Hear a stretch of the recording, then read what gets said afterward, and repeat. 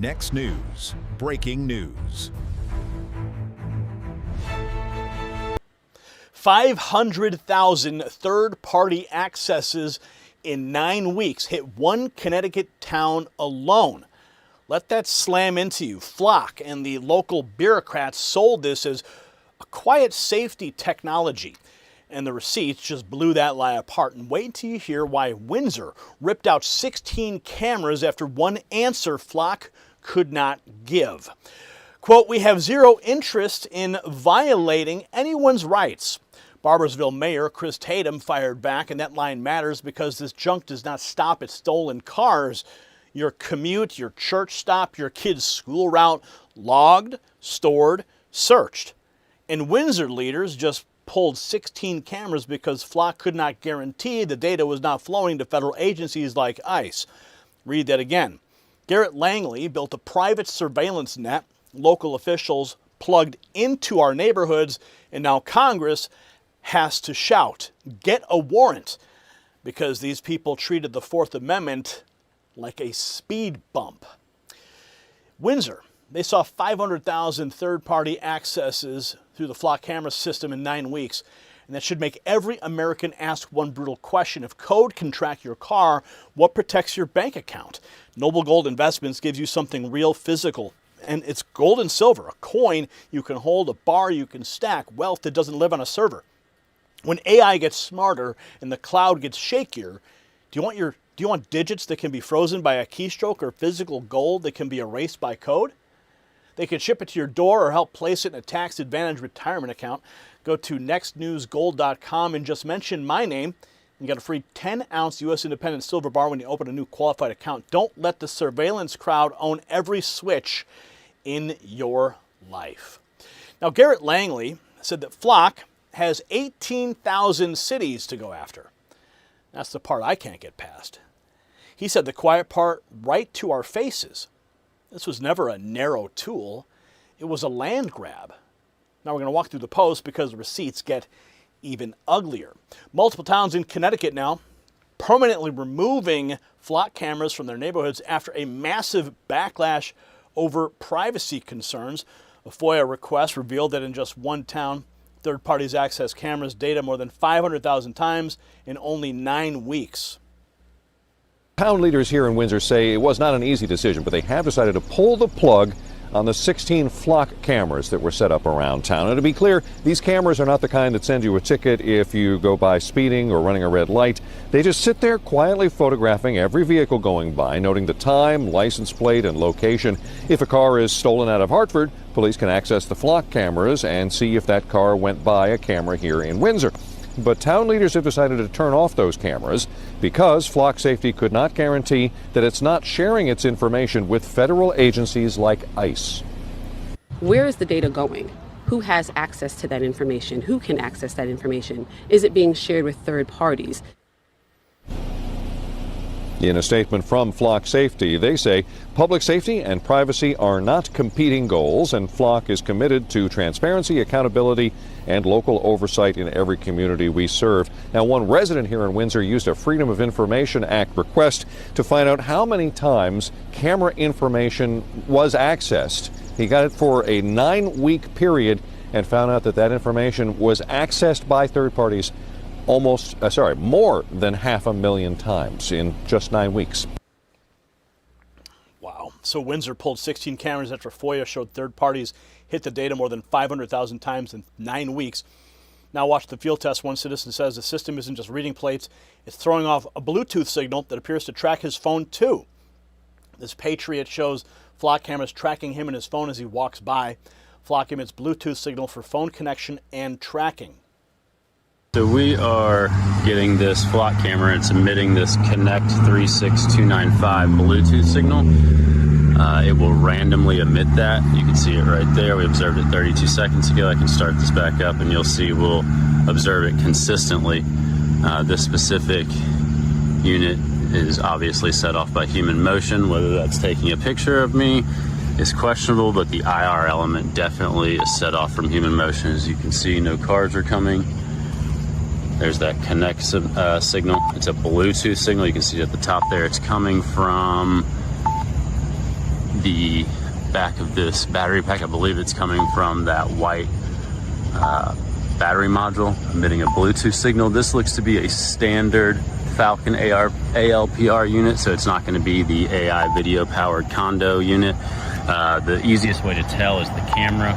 The IR unit is more towards the top of the camera as opposed to the Condor where they're on the middle. You'll be able to see this triggered by the cars. It's taking 6 to 8 images of each vehicle as it goes by, make, model, color, decals, damage, and then it's uploading that basically via LTE to Flock OS where it becomes searchable, indexable, and they can refer to it later. So very extensive system. Again, we're picking up that Connect 36295 signal coming from the what I believe is the BLE battery pack, or the battery pack on the back of here giving off a BLE.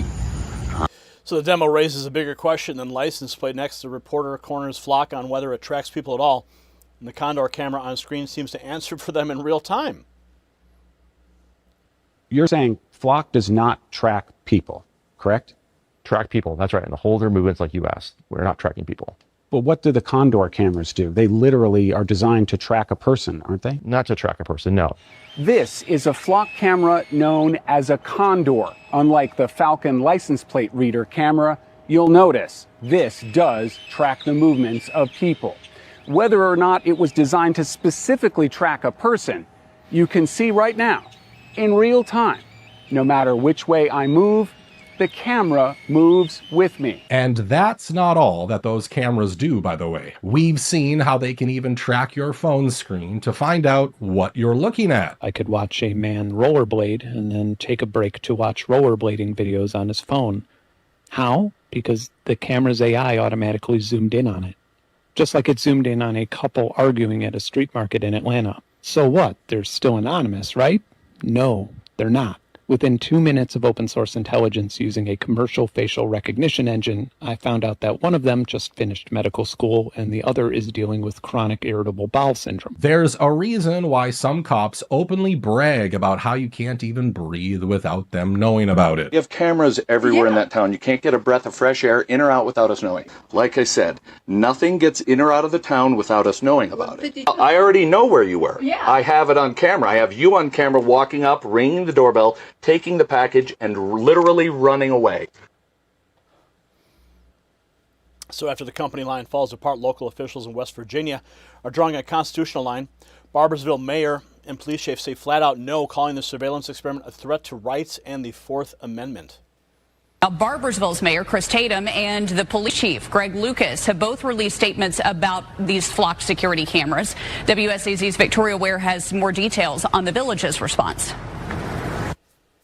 In a meeting that lasted more than 8 hours, Huntington City Council approving the installation of Flock security technology throughout the city. And this controversial decision isn't just stirring opinions in Huntington. In a statement, Barboursville Mayor Chris Tatum says Barboursville will not be participating in the experiment that is Flock. Our police department does a great job, and the entities that need cameras have them. We have never had an issue obtaining needed evidence. Tatum tells WSAZ there are too many unanswered questions about the technology, specifically about the constitutionality. His statement continues, "This is not an area that the city has any interest in, nor any business entertaining the idea of, not to mention the issue of constitutionality. We have zero interest in violating anyone's rights." Barboursville Police Chief Greg Lucas also releasing a statement saying the short answer is no. We are not pursuing Flock cameras in Barboursville. Across the country, there's been a lot of debate about these systems. People are asking important questions about privacy, government overreach, and the protections guaranteed by the Fourth Amendment. Those are legitimate concerns, and I don't think they should be dismissed. Chief Lucas says it's important to be honest about where technology is heading, but if the department ever considers new technology, it will be evaluated carefully, not just by asking whether it helps solve crime, but whether it respects the constitutional rights of the public. Victoria Ware, WSAZ, Barboursville. So Barboursville says freedom comes before another camera contract, but Flock's CEO isn't backing down. He claims the backlash is new, temporary, and says the company still has 18,000 cities to go after. But when you can see a camera, it's something to point at when you're mad. And so I think the issue is not that people dislike my company, it's that they are mad and they need somewhere to point. And they're mad at the current federal administration because we didn't have this problem 2 years ago. We didn't have this problem a year ago. This is a current thing, and it'll move past. Have you thought about working with the federal government at all? Do you have partnerships with them at that level? We don't, no, because I think for us, there's 18,000 cities to go after. Sure. We got plenty of work to do. How many cities are you in now? Just over 5,000 or 6,000. What is the TAM here? I imagine, actually, in an ideal world, people just stop needing to pay for your product. That would be lovely. Sounds great. I would like to live in that world. I'd like for my kids to live in that world. Right. But what is the TAM? No, you look at it this way. What is the price you'd be willing to pay to be safe? I don't know. Like, how much a year would you be willing to pay? How much do you pay for Netflix? I have no idea. I think I'm a terrible financial reporter. Netflix is like $50. I would pay $100,000 a year to guarantee my you wouldn't pay that. I don't think you'd pay that much. I think you might want to, but the way we think about the TAM is, well, there's however many hundreds of millions of people in America. What is the cost of being safe? What is the price? What's that saying? Those who would give up freedom for a little security deserve neither. And he's trying to sell it to you. While Langley shrugs off the outrage, Republicans in Congress are moving to shut the door that he won't. Congressman Keith Self says federal agents must get a warrant before touching Flock data. He says Flock's surveillance network exploding across more than 6,000 communities. Congress must be clear. Federal law enforcement cannot access this data without a warrant. The Fourth Amendment is not a suggestion. So the demand for warrants comes as the network keeps spreading. Up next, take a look at the map showing how many Flock cameras appeared across America in a very short time, from January 2024 to July of 2026.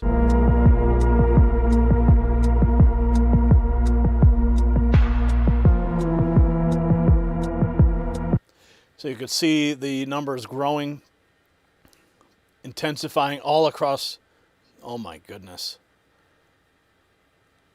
90, 100,000, 100, looks like 116,000 at the end of that time period, July of 2026. So the growth isn't just about more dots on a map. Next, an IT architect lays out the deeper concerns: private cloud storage, Plantair ties, and claims cities may not even control the surveillance system that they paid for.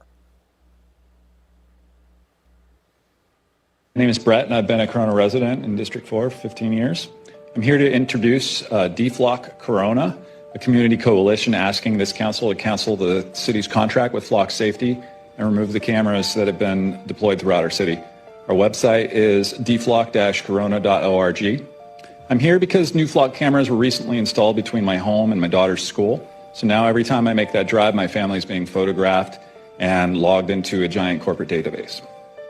I want to be clear what these cameras actually are, and I say that with somebody with 20 years of experience in IT. I've served as the chief network architect for Fortune 500 companies. I've designed data centers, and today I work on cloud infrastructure for one of the largest loan origination companies in the country. I'm not speculating on how this technology works. I've read their patents, and I know how it works. Flock advertises these cameras as simple license plate readers. Their own patents tell a different story. They're AI-powered surveillance machines that capture every passing vehicle and person and transmit that data to a private corporate cloud, making it queryable by a multitude of state and federal agencies. The city of Corona does not control that database, and Corona residents have no public record rights against a private company's servers. Our daily movements are being harvested by a $7.5 billion corporation that only answers to venture capital investors, not to us. Flock did not reach that valuation on their per-camera subscription fees. That math doesn't add up. The city council should also understand who they're doing business with. Flock's CEO was asked whether the company had any federal contracts. He said no. That was a lie. Public records revealed that Flock had been secretly running a pilot program giving the U.S. Border Patrol access to local police camera data without the knowledge of the cities that paid for the cameras. Now consider who's behind the company and where your data flows. Flock integrates directly with Palantir, a data fusion platform with a $30 million contract with ICE. Peter Thiel, the founder of Palantir, is also one of Flock's primary investors. These are not separate companies with separate agendas. They are connected actors that are building a connected infrastructure. Palantir's own CEO stated publicly just this month that his technology is being used as a political instrument designed to reduce the political power of certain voters. And that's the ecosystem that our Corona cameras are feeding into. So if that council warning sounds like a wake-up call, some people aren't waiting on City Hall. Next, we show the backlash, people getting physical reports of flock cameras being torn down all over the country.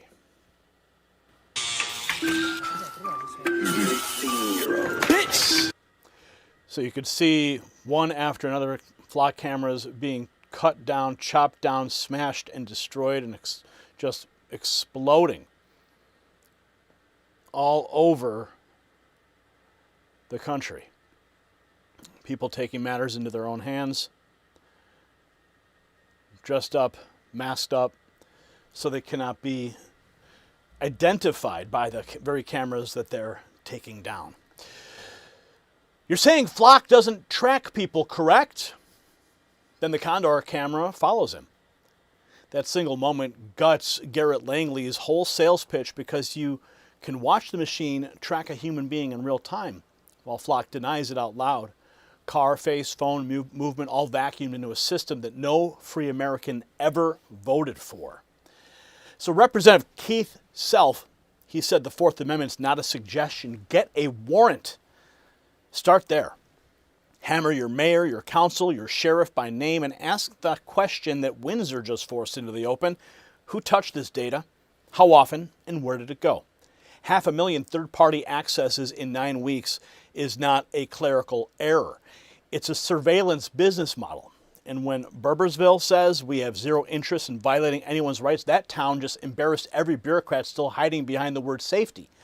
So push this story out, drop your town in the comments, and tell us where these cameras went up, who approved them, and who needs to answer on camera next, because once citizens apply heat, these contracts start cracking fast. And that 500,000 access number, that bombshell, it's exactly the kind of story that YouTube loves to bury, and we've got more coming straight from inside the building, so text White House to 844-840-4963. Next News Network is credentialed inside the White House, and our nightly insider reports hit your phone before the algorithm gets a vote. The system controls information. Information control is power. They don't want you to see this. The truth only survives together. They don't want this. Share this now.